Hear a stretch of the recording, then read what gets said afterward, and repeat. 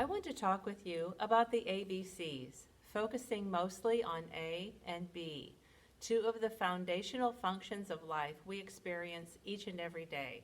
Our alignment, also known as posture while still or moving, and our breathing, more specifically three-dimensional breathing. Most of us go about our day without thinking of either of them, and we don't notice unless our neck or back hurts from sitting in front of a computer or in a car for a long time.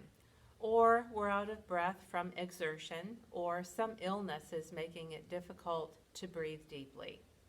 Alignment and 3D breathing are crucial to master and to incorporate into your exercise sessions. So we're going to learn something about them now.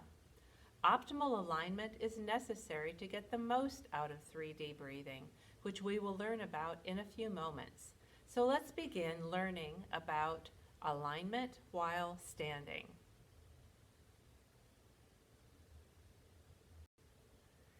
In standing alignment, your feet are comfortable hip-width apart and are flat on the floor. Your knees are soft, in other words, very slightly bent. Your head is sitting balanced and evenly on top of your neck, which is in line with your upper back, and your head isn't falling forward or backward. Your eyes are looking straight forward. Your shoulders are in line with your hips. They are not at marine attention, nor are they slumped forward. Your shoulders are relaxed and not reaching up to the ears, and the middle fingers fall just forward of that side seam. Let's talk about three-dimensional breathing.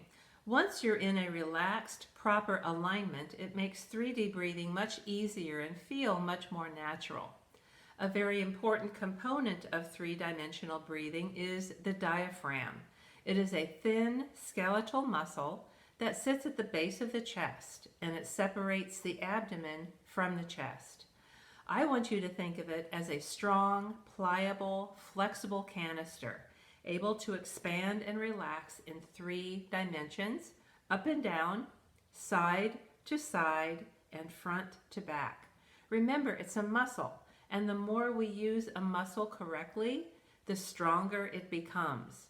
So when we inhale, we can think of filling up that canister, making it expand.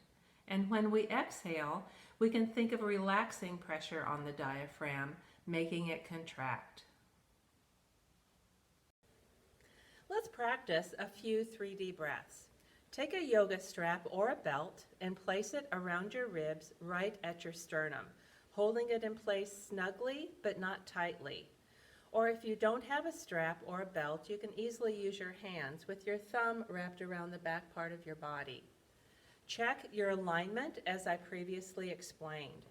As you inhale deeply, going into a proper 3D breath, you should feel your torso expand front to back, side to side, up into your chest and down to your pelvic floor.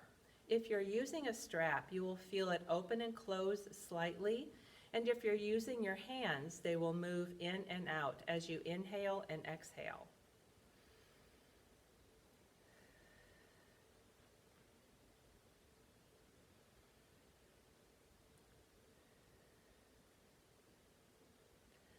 During 3D breathing, the chest expands more than it rises. You may also be able to focus more on your breath if your eyes are closed. It helps to picture in your mind that flexible canister slowly expanding and relaxing as you inhale and exhale fully. Your seated alignment should be relaxed just as when standing, with your shoulders in line with your hips.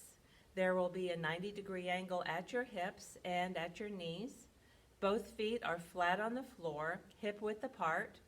Your back is not touching the back of the chair, and as in standing, your head is sitting evenly and balanced on top of your neck, which is in line with your upper back.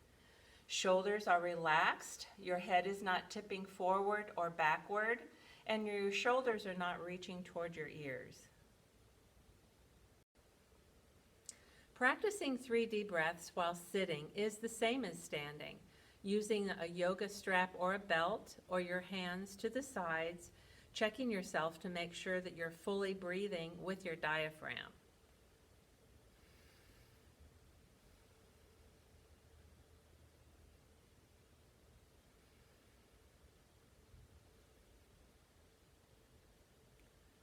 Belly breathing is not 3D breathing, so think of that flexible canister again.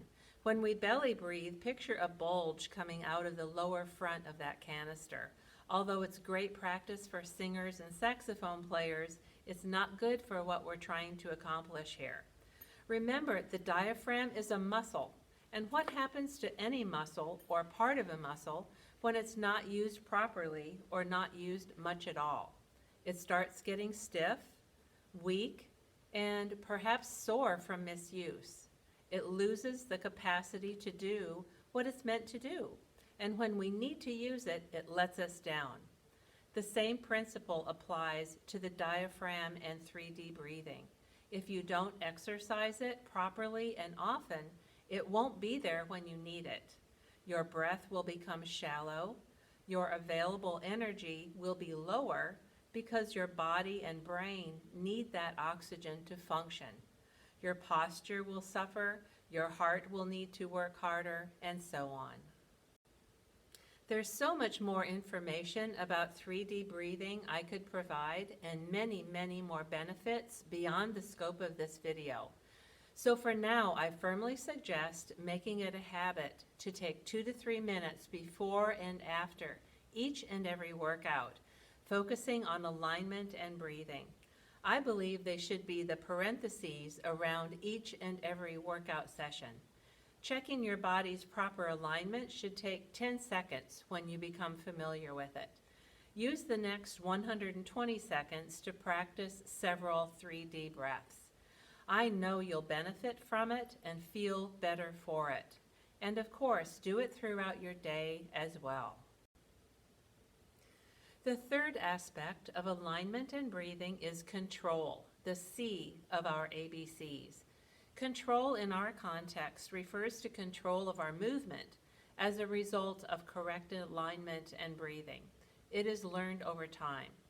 Better alignment and breathing results in better and more confident, stronger movements, which become intuitive and done without thinking, like stepping off a deep curb, walking confidently on uneven terrain, going up or down steps, climbing an incline, or moving down a decline, reaching for or placing something overhead, picking something up off the ground correctly, carrying bags of anything, stepping out quickly and catching yourself to prevent a fall, and that's stepping forward or to the sides or even backward, and the list goes on. As you progress in your exercise program, pay attention to your alignment and breathing while doing the movements.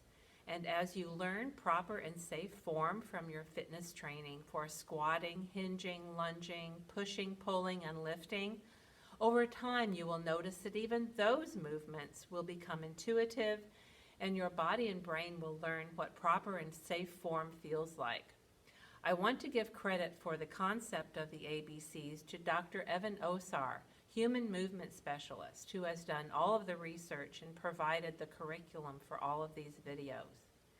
Just remember your foundational ABCs and keep on moving. Don't minimize this practice. Thank you for watching, and I hope you've benefited from this information.